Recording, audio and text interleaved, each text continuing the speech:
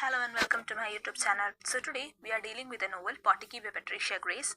So coming to the contents of this video, first of all we'll see a few major points about this work. A few major points about the author as an introduction, and later, to understand the summary well, I'll tell you the major characters and then we'll go into the summary. Later we'll analyze the themes and the symbols, and by the end of this video you'll be having a very clear idea about Potiki's plot, its characters, its themes, its symbols, as well as a few key points to keep in hand for your answers in the exam hall as well. So, coming to the video, the work Potiki is a novel published by Patricia Grace. It was published in 1986. It's significant work in the contemporary Maori literature. Its cover page is shown on the right. And it has also received awards like the New Zealand's Book Award for Fiction in 1987 and the third place in Volte Book of the Year Award in 1986. അപ്പം അതൊക്കെയാണ് പോട്ടിക്കിനെ പറ്റി പറയുമ്പോൾ. And the term പോട്ടിക്കി, because ഇതിൻ്റെ ഒരു title significance എക്സാമിന് ചോദിക്കാറുണ്ട്. അതുകൊണ്ട് തന്നെ ഈ ഒരു ടേം പോട്ടിക്കി എന്ന് പറയുന്നത് മാവോറി ലാംഗ്വേജിൽ ദ യങ്ങസ്റ്റ് ചൈൽഡ് അല്ലെങ്കിൽ ഒരു ലാസ്റ്റ് ബോൺ ചൈൽഡിനെ റെഫർ ചെയ്യാൻ വേണ്ടി യൂസ് ചെയ്യുന്ന ഒരു വേർഡാണ്. And in the novel the character of Tokowaru Ite Marane, who is referred to as Toko, is the major protagonist, and he is a person called as Potiki in the novel. He is a disabled child in the novel, but he also has the ability to foresee future. അതുകൊണ്ട് തന്നെ ഒരു special abilities ഉള്ള ഒരു കുട്ടിയാണ് Toko എന്ന് പറയുന്നത്. And amidst the novel's progression, he meets death because of the conflicts in between the indigenous people and the colonizing authorities or the greedy developers. So അതാണ് പോട്ടിക്കി എന്ന് പറയുന്ന നോവലിനെ പറ്റിയിട്ടുള്ള കുറച്ച് ഇമ്പോർട്ടൻ്റ് ആയിട്ടുള്ള points. Next will see few important points about the author, Patricia Grace. Patricia Grace is a New Zealand novelist and short story writer. അതേപോലെ തന്നെ ഇവർ ഫസ്റ്റ് ഫീമെയിൽ മാവോറി റൈറ്ററാണ് ഷോർട്ട് സ്റ്റോറി കളക്ഷൻസ് പബ്ലിഷ് ചെയ്യാനായിട്ടുള്ളത്. So നമുക്ക് ഇവരൊരു Maori writer ആയതുകൊണ്ട് തന്നെ ഈ ഒരു വർക്കിലൂടെ അവർ മാവോറി ട്രഡീഷൻ്റെ എസെൻസും എത്രത്തോളം അവർക്ക് പൊട്രേ ചെയ്യാൻ പറ്റി കാണും. കാരണം ഫുൾ ഒരു റിയലിസ്റ്റിക്കലി അവർക്ക് ആ ഒരു എസെൻസ് പൊട്രേ ചെയ്യാൻ പറ്റും. Because she is it self A Maori person. She is not a person who is an outsider and writing about the Maori, but she is itself a Maori, and അതുകൊണ്ട് തന്നെ ആ ഒരു Maori കമ്മ്യൂണിറ്റിയുടെയും ആ ഒരു ട്രഡീഷൻ്റെയും അതൊക്കെ തന്നെ ഒരു എസെൻസ് ഈ ഒരു വർക്കിൽ വന്നിട്ടുണ്ട്. Now coming to her works, she has published 7 novels, 7 short story collections, and non-fiction as well as autobiographies. And her major works are Wairai Riki, Mutu Wena, The Dream Sleepers and Other Stories, Cousins. അപ്പം അതൊക്കെയാണ് കുറച്ച് important works. And awards പറയുമ്പോഴത്തേക്കിന് she has received the Kiriyama prize and news international prize. അപ്പം these 2 slides about the author and about the work, these points can be in hand so that you can write any answers about Potiki during the exams, and you will have a sufficient information filled paragraph, nearly more than a half paragraph into your half page paragraphs into your answers. അപ്പം അതൊരു നല്ല രീതിയിലുള്ള introduction കൊടുക്കും നിങ്ങളുടെ വർക്കിന് and നിങ്ങളുടെ answers for that matter. പോട്ടിക്കിയെ സംബന്ധിച്ച് ഏത് രീതിയിലുള്ള ക്വസ്റ്റ്യൻസ് വന്നാലും ഒരു ഇൻട്രൊഡക്ഷനായിട്ട് നമുക്ക് ഈ വർക്കിനെ പറ്റിയിട്ടും ഈ ഓത്തറിനെ പറ്റിയിട്ടുള്ള കുറച്ച് ഫാക്റ്റ് അല്ലെങ്കിൽ കുറച്ച് ഇൻഫർമേഷൻ പാക്ഡ് ആയിട്ടുള്ള ഈ ഇത്തരം പോയിന്റ്സ് എഴുതി കഴിഞ്ഞാൽ എക്സാമിന് നിങ്ങൾക്ക് വളരെയധികം മാർക്ക് സ്കോറിംഗ് ആയിരിക്കും. നൗ നമുക്ക് ഈ ഒരു നോവൽ അനലൈസ് ചെയ്ത് അണ്ടർസ്റ്റാൻഡ് ചെയ്യാൻ വേണ്ടി ഫസ്റ്റ് ഇമ്പോർട്ടൻറ്റ് പാർട്ട് എന്ന് പറയുന്നത് നമ്മൾ ഈ ഒരു നോവലിൻ്റെ ക്യാരക്ടേഴ്സ് ആരൊക്കെയാണെന്ന് മനസ്സിലാക്കുകയാണ്. So the first character is Roimata. She is a wife of Hemi. Hemi is വേറൊരു ക്യാരക്ടറാണ്. ആൻഡ് ഈ റോയ് മാത്ത എന്ന് പറയുന്നത് she is a central narrator in one way, because she is a person who is very much fond of telling and preserving the Maori stories and the Maori tradition. She is very close to the land and their tradition. അപ്പോൾ അതുകൊണ്ട് തന്നെ ഈ ഒരു central ക്യാരക്ടറായിട്ട് വരുന്ന ഒരു motherly ഫിഗറായിട്ട് വരുന്ന ഒരാളാണ് ഈ Roimata. Next is a husband Hemi, നമ്മൾ പറഞ്ഞു. And he is a hard working man, and he is a person who prefers self sufficient farming and fishing. So ആ ഒരു കമ്മ്യൂണിറ്റി ഒരു ഫാക്ടറി ക്ലോസ് ഡൗൺ ആയി jobs ഒക്കെ ലൂസായിരുന്ന് വളരെയധികം financial depression നേരിട്ടുകൊണ്ടിരുന്ന ഒരു ടൈമിൽ he was a person who redirected himself into self sufficient farming and fishing. അതുകൊണ്ട് തന്നെ ആ ഒരു ലാൻഡിനെ ആ ഒരു കമ്മ്യൂണിറ്റിനെ തിരിച്ച് റിവൈവ് ചെയ്ത് അവരുടെ റൂട്ട്സിലൂടെ തന്നെ ഒരു ഇൻകം കണ്ടുപിടിക്കാൻ പ്രേരിപ്പിക്കുന്നുണ്ട്. And he is also a person who is standing very firm against the developers when they insist to buy their land. അപ്പോൾ ഈ ഒരു ഇൻഡിജീനിയസ് പീപ്പിളിനെ ഒരേപോലെ തന്നെ ഈ ഒരു ലാൻഡ് അവർ സെല്ല് ചെയ്യില്ല, അവരുടെ സീക്രട്ട് പ്ലേസസ് അവർ പ്രൊട്ടക്റ്റ് ചെയ്യും എന്ന് ഒരു ഫോം ആയിട്ടുള്ള ഡിസിഷനിൽ എത്തിക്കാൻ ഒരു മേജർ ക്യാരക്ടർ ഹെമി കൂടെയാണ്. Now next we see Toko. His full name is Tokowaro Itemarama, but he is referred to as Toko in the novel. നമുക്ക് ടോക്കോനെ പറ്റി പറയുമ്പോൾ his biological mother is Mary, who is Hemis sister. അപ്പോൾ ഹെമിയുടെ sister ആയിട്ടുള്ള മേരിയുടെ biological sun ആണ് Toko. But about there is nothing mentioned about his father. അതുകൊണ്ട് തന്നെ ഈ ഒരു മേരി എന്ന് പറയുന്നത് വളരെയധികം അൺയൂഷ്വൽ സർക്കംസ്റ്റാൻസസിലാണ് ഈ ഒരു ടോക്കോയുടെ ബർത്ത് എന്ന് പറയുന്നത്. ഒരു ആയിട്ടൊക്കെ ഉള്ള കണക്ഷൻസ് പറയുന്നുണ്ട്.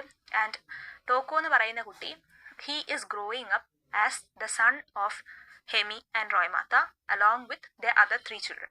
അപ്പം ടോക്കോയ്ക്കും റോയ്മാത്തയ്ക്കും വേറെ 3 കുട്ടികളുണ്ട്. And Hemi's sister son Toko is also growing up with them as his own sun.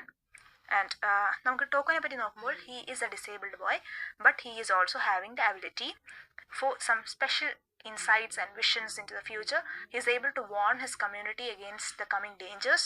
അതേപോലെ തന്നെ ഒരു കോൺഫ്ലിക്റ്റ് ഉണ്ടാവുകയാണ്, വയലൻ്റ് ആയിട്ടുള്ള കോൺഫ്ലിക്റ്റ് ഉണ്ടാവുകയാണ് ഈ ഇൻഡിജിനസ് പീപ്പിളും ആ വരുന്ന ആ ഒരു ഡെവലപ്പേഴ്സും തമ്മിൽ. അപ്പം ആ ഒരു സിറ്റുവേഷനിൽ ഈ ഒരു ടോക്കോ എന്ന് പറയുന്ന കുട്ടി മരണപ്പെടുന്നതായിട്ടും കാണുന്നുണ്ട്. ബാക്കി നമ്മൾ ഇതേപോലെ തന്നെ ഈ ഒരു പോട്ടിക്കി എന്ന് പറഞ്ഞ ഒരു ടേമിലൂടെ സിംബിളൈസ് ചെയ്യുമ്പം ഈ കുട്ടീനെ ഒരു പേഴ്സണായിട്ട് കണ്ടിരിക്കുകയാണ്, പാസ്റ്റിനെയും പ്രസൻറ്റിനെയും ഫ്യൂച്ചറിനെയും ഒക്കെ തന്നെ കണക്ട് ചെയ്യുന്നത്. ബിക്കോസ് അങ്ങനെ കുറച്ച് ഇൻസ്റ്റൻസസ് ഈ ഒരു വർക്കിൽ വരുന്നുണ്ട്. He is a person who is able to rewrite or he's just telling the stories of or the myths or the traditions of this. He's having insights into the past of this community and he's also able to tell the future. അപ്പോൾ അതുകൊണ്ട് തന്നെ ഒരു മിത്തിലോട്ടും ഒരു പാസ്റ്റിലോട്ടും ഒക്കെ തന്നെ ഈ ഒരു കുട്ടിക്ക് ഇൻസൈറ്റ്സ് ഉണ്ട്. സ്റ്റോറീസ് പറയാനും അതിനകത്ത് വളരെയധികം ഇൻട്രസ്റ്റഡ് ആണ്. അതേപോലെ തന്നെ ഫ്യൂച്ചർ പ്രെഡിക്റ്റ് ചെയ്യാനും പറ്റുന്നുണ്ട്. അതുകൊണ്ട് ഈ ഒരു പാസ്റ്റ് പ്രസൻറ്റ് ഫ്യൂച്ചറായിട്ടുള്ള കണക്ഷൻ കാണുന്നുണ്ട്. ആൻഡ് സെക്കൻഡ്ലി ഈ കുട്ടി എന്ന് പറയുന്നത് ഇവരുടെ ഈ ഒരു ലാൻഡ് കോൺഫ്ലിക്റ്റ് ഒക്കെ ഒരു നടന്നുകൊണ്ടിരുന്ന ഒരു വയലൻ്റായിട്ട് നടന്നുകൊണ്ടിരുന്ന ടൈമിൽ ഈ കുട്ടിയുടെ ജീവൻ പോകുമ്പം ആ ഒരു കമ്മ്യൂണിറ്റി എന്ത് രീതിയിലാണ് അത് എടുക്കുന്നതെന്ന് വെച്ചാൽ അവരുടെ ലാൻഡിനും അവരുടെ ട്രഡീഷൻസിനും അവരുടെ പാസ്റ്റിനും വേണ്ടിയിട്ട് ആണ് ഈ ഒരു കുട്ടിയുടെ ജീവൻ പോകുന്നത് എന്നുള്ള രീതിയിൽ കണക്ട് ചെയ്യുന്നുണ്ട്. അതുകൊണ്ട് തന്നെ അവർ ആ ഒരു ടോക്കോയുടെ സ്റ്റോറീസ് ഫ്യൂച്ചർ ജനറേഷൻസിന് പറഞ്ഞു കൊടുക്കുന്നുണ്ട്. അപ്പോൾ അങ്ങനെയും ഒരു രീതിയിൽ ഈ ഒരു പാസ്റ്റിനെയും പ്രസൻറ്റിനെയും ഫ്യൂച്ചറിനെയും കൂടെ കണക്ട് ചെയ്യുന്ന ഒരു ക്യാരക്ടറായിട്ട് ടോക്കോ മാറുന്നതായിട്ടും നമുക്ക് കാണാം. നെക്സ്റ്റ് നമ്മൾ കാണുന്നത് മേരിനെയാണ്. Mary is a biological mother of Toko, but she is having some sort of her own life problems and instabilities, and that's why Toko is being raised by Roimata and her brother Hemi. Next നമ്മൾ കാണുന്നത് Dolman. Dolman എന്നാണ് അദ്ദേഹത്തിൻ്റെ real name, but he is called Dollarman by the people of the community, and he is a major representative of the property developers. അപ്പം ഈ ഒരു അവിടുത്തെ ഒരു situation എന്താണെന്ന് വെച്ചാൽ ആ ഒരു പ്രോപ്പർട്ടി ഡെവലപ്പേഴ്സിൻ്റെ ലീഡ് ചെയ്യുന്ന ഒരാളാണ് ഈ Dolman, and he is called Dollarman. He is a symbol of greed and modern capitalist exploitation എന്ന് നമുക്ക് പറയാം. ഒരു മോഡേൺ ആയിട്ടുള്ള ക്യാപിറ്റലിസ്റ്റ് എക്സ്പ്ലോയിറ്റേഷനും അവരുടെ ലാൻഡ് എങ്ങനെ ഈ ഒരു ക്യാപിറ്റലിസ്റ്റ് ആയിട്ടുള്ള പ്രോപ്പർട്ടി ഡെവലപ്പേഴ്സ് എടുക്കാൻ ശ്രമിക്കുന്നു.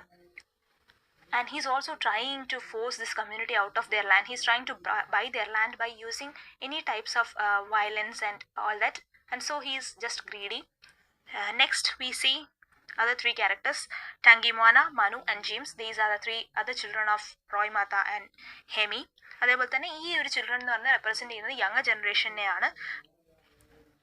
The younger generation of the community who will inherit the stories as well as the land. അപ്പോൾ അങ്ങനെയാണ് പറഞ്ഞിരിക്കുന്നത്. പിന്നെ നമ്മളൊരു വൈഡർ വനാവ് എന്ന് പറയുന്ന, ഇത് വനാവ് എന്നാണോ പ്രൊനൗൺസ് എന്ന് അറിയില്ല, but it refers to the extended family or the community as such. It includes the elders and other villagers who share this community's plight, and they are the voices that make up the community's collective strength. അപ്പോൾ അതാണ് കുറച്ച് important ആയിട്ടുള്ള ക്യാരക്ടേഴ്സും കാര്യങ്ങളും ഈ ഒരു നോവലിനെ പറ്റിയിട്ട്. Next നമുക്ക് ഒരു സെറ്റിങ്ങും ആ ഒരു മേജറായിട്ടുള്ള ഈവൻറ്റ്സ് എന്തൊക്കെയാണെന്നും പിന്നീട് പ്ലോട്ട് എങ്ങനെ പ്രോഗ്രസ് ചെയ്യുന്നു എന്നൊക്കെ മനസ്സിലാക്കാം. So coming to the novel, ഈ ഒരു നോവൽ എന്ന് പറയുന്നത് സെറ്റായിരിക്കുന്ന ഒരു സ്മോൾ മാവോറി കമ്മ്യൂണിറ്റിയുടെ ഒരു ലൈഫാണ്.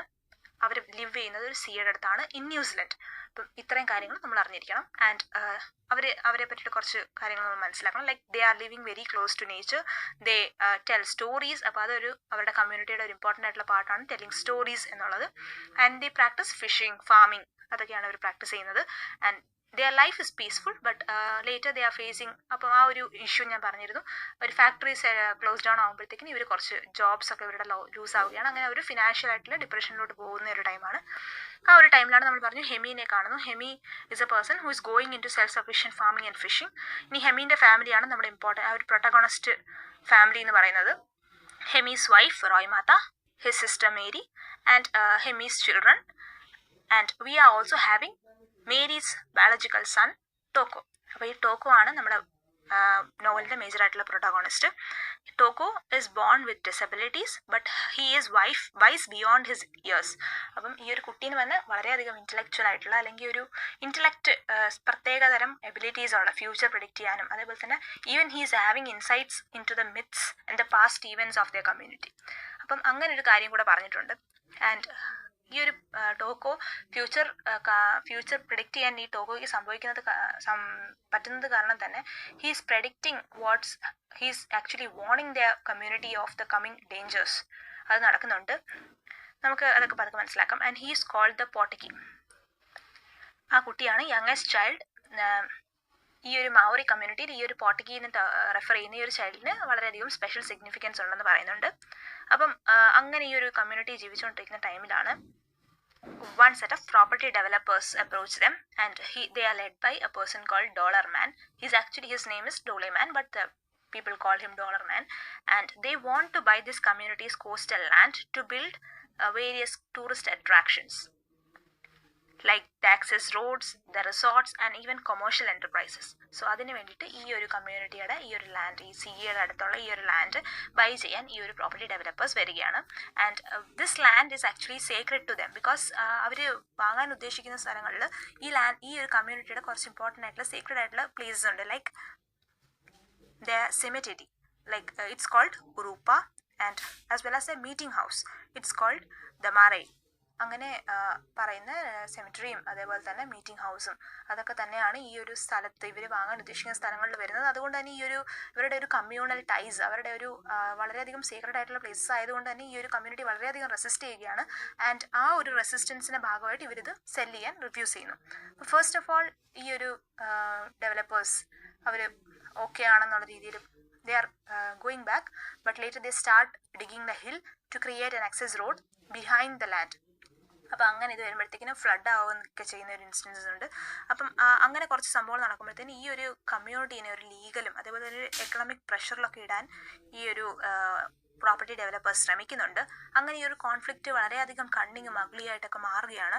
ആൻഡ് ഈ ഒരു ഡെവലപ്പേഴ്സ് എന്ന് പറയുന്നത് ഈ ഒരു കമ്മ്യൂണിറ്റിയുടെ മാറി, അതായത് ഒരു മീറ്റിംഗ് പ്ലേസ് ഉണ്ടെന്ന് ഞാൻ പറഞ്ഞു, അത് ബേൺ ചെയ്യുകയാണ്, ഫയർ ഇടുകയാണ്.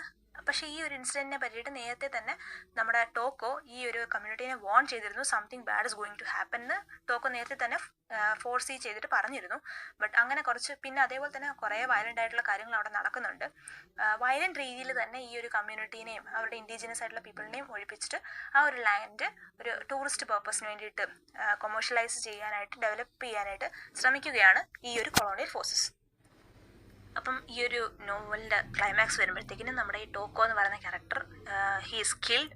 ആൻഡ് ഈ ഒരു ഡെത്ത് എന്ന് പറയുന്ന ഒരു പേഴ്സണൽ ട്രാജഡിയായി മാറുകയാണ്. ആസ് വെൽ ആസ് ഈ ഒരു കമ്മ്യൂണിറ്റി ഇതിനെ ഒരു സാക്രിഫൈസ് ആയിട്ടാണ് കാണുന്നത്. Because he is seen as he has given his life to protect the land and the way of life. Because അവർ റെസിസ്റ്റ് ചെയ്തുകൊണ്ടിരിക്കുന്ന ഒരു ടൈമിലാണ് ടോക്കോയുടെ ഡെത്ത് സംഭവിക്കുന്നത്. ഒരു ആക്സിഡൻ്റൽ ഡെത്ത് ആയിരുന്നു. ബട്ട് ടോക്കോയുടെ ഡെത്ത് ആ ഒരു രീതിയിൽ സിംബിളൈസ് ചെയ്യുകയാണ്. അതൊരു സാക്രിഫിഷ്യൽ ആയിട്ടുള്ള ഡെത്തായിട്ട് മാറുകയാണ്.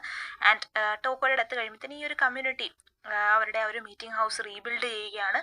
ആൻഡ് അത്തരം എല്ലാ ഡെവലപ്മെൻറ്റ്സിനെയും വളരെയധികം സ്ട്രിക്റ്റ് ആയിട്ട് റെസിസ്റ്റ് ചെയ്തുകൊണ്ട് തന്നെ അവരുടെ ഒരു കമ്മ്യൂണിറ്റിയുടെ ട്രഡീഷൻസ് ഒക്കെ പ്രിസർവ് ചെയ്യാൻ തീരുമാനിക്കുന്നു. അങ്ങനെ ഈ കാര്യങ്ങളൊക്കെ കഴിഞ്ഞ് കഴിയുമ്പോഴത്തേന് ഈ ഒരു കമ്മ്യൂണിറ്റി ഞാൻ നേരത്തെ പറഞ്ഞു സ്റ്റോറീസ് ടെൽ ചെയ്യുന്നത് ഇവരുടെ ഒരു ഇമ്പോർട്ടൻ്റ് ആയിട്ടുള്ള ഒരു ആസ്പെക്റ്റ് ആണ്. അപ്പോൾ ഇവർ സ്റ്റോറീസ് ടെൽ ചെയ്യുകയാണ്. ടോക്കോയുടെ സ്റ്റോറീസും പറയുന്നുണ്ട്. ആ ഒരു ഫ്യൂച്ചർ ജനറേഷൻസിലോട്ട് ഈ ഒരു സ്റ്റോറീസ് ടോക്കോനെ പറ്റിയിട്ടുള്ള കഥകൾ ഇമ്പാർട്ട് ചെയ്യുകയാണ്. ആൻഡ് അതുകൊണ്ട് വരുന്ന ഒരു സിഗ്നിഫിക്കൻസ് എന്ന് പറയുന്നത് ഇവർക്ക് ഇവരുടെ ഐഡൻറ്റിറ്റി പ്രിസർവ് ആവുന്നു. അതേപോലെ തന്നെ അവർ അതിൻ്റെ നെക്സ്റ്റ് ജനറേഷനിലോട്ട് പാസ് ചെയ്യുകയും ചെയ്യുകയാണ്. ഈ ഒരു ബുക്ക് എൻഡ് ചെയ്യുന്നത് ഒരു ഹോപ്പ്ഫുൾ ആയിട്ടുള്ള രീതിയിലാണ്. Because the whanau will continue to tell the stories എന്ന് പറയുന്നുണ്ട്. അതായത് അവരവരുടെ കൾച്ചറിനെ എല്ലാ ലോസിനും ഇത്രതരം ലോസ് ഉണ്ടായാലും അവരവരുടെ കൾച്ചറിനെ പ്രിസർവ് ചെയ്യുന്നു ഒക്കെ തന്നെ റിമൈൻഡ് ചെയ്യാനാണ് ഈ ഒരു എൻഡിങ് എന്ന് പറയുന്നത്. നെക്സ്റ്റ് നമുക്ക് കുറച്ച് ഇമ്പോർട്ടൻ്റ് ആയിട്ടുള്ള തീംസിലോട്ട് വരാം. First is connection to the land. ഈ ഒരു ലാൻഡുമായിട്ടുള്ള കണക്ഷൻ എന്ന് പറയുന്നത് land becomes the identity, the ancestry and the spiritual belonging. ഇനി കൾച്ചറൽ റിവൈവൽ വരുന്നുണ്ട്. ബിക്കോസ് ആ ഒരു മാവോറി ലാംഗ്വേജിനെയും അവരുടെ കസ്റ്റംസിനെയും അവരുടെ ആ ഒരു സ്റ്റോറി ടെല്ലിങ്ങിൻ്റെ ഒരു രീതിനെയും ഒക്കെ തന്നെ പ്രിസർവ് ചെയ്യുന്ന ഒരു നോവലാണിത്. ആ ഒരു കൾച്ചറൽ സർവൈവലാണ് ഇതിനകത്തൂടെ കാണിക്കാൻ ശ്രമിക്കുന്നത്.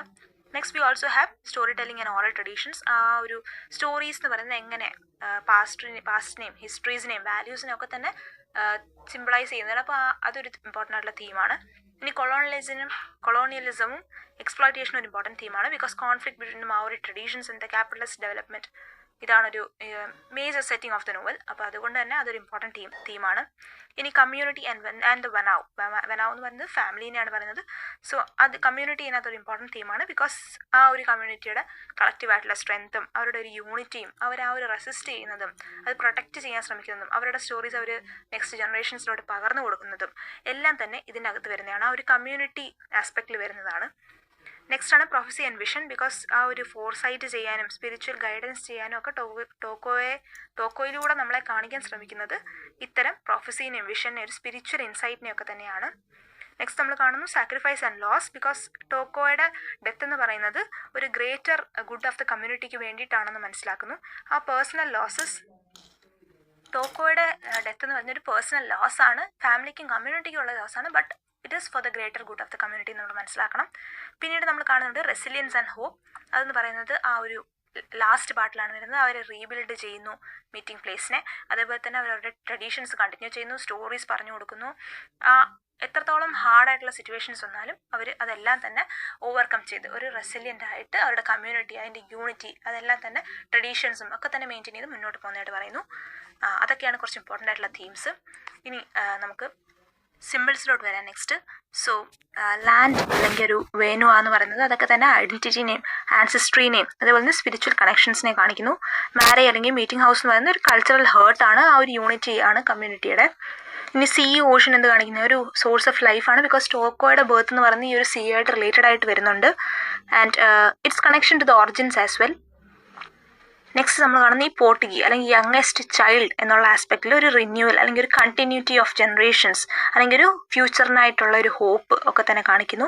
ആൻഡ് സ്റ്റോറീസും ക്രേവിങ്സ് വരുമ്പോഴത്തേനും അവരുടെ ഒരു ഹിസ്റ്ററിനെ പ്രിസർവ് ചെയ്യുന്നതും ആ ഒരു കണ്ടിന്യൂ നെക്സ്റ്റ് ജനറേഷനിലോട്ട് കൊടുക്കുന്നതും അതേപോലെ തന്നെ ഒരു കൾച്ചറൽ മെമ്മറിയുടെ ഒരു ആസ്പെക്റ്റ് ഒക്കെ തന്നെയാണ് ഈ സ്റ്റോറീസും കാർവിങ്സിലൂടെ ഒക്കെ തന്നെ പറയുന്നത്.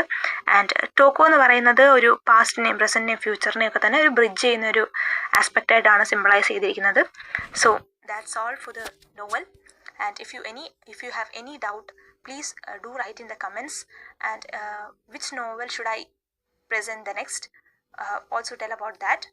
And നിങ്ങൾക്ക് ഏതിൻ്റെയാണ് എക്സ്പ്ലനേഷൻ സമ്മറി നെക്സ്റ്റ് ഉടനെ വേണ്ടതെന്ന് പറയുക. ആൻഡ് അതേപോലെ തന്നെ if you understood the video, do like and support and share it to your friends as well and do subscribe. Thank you.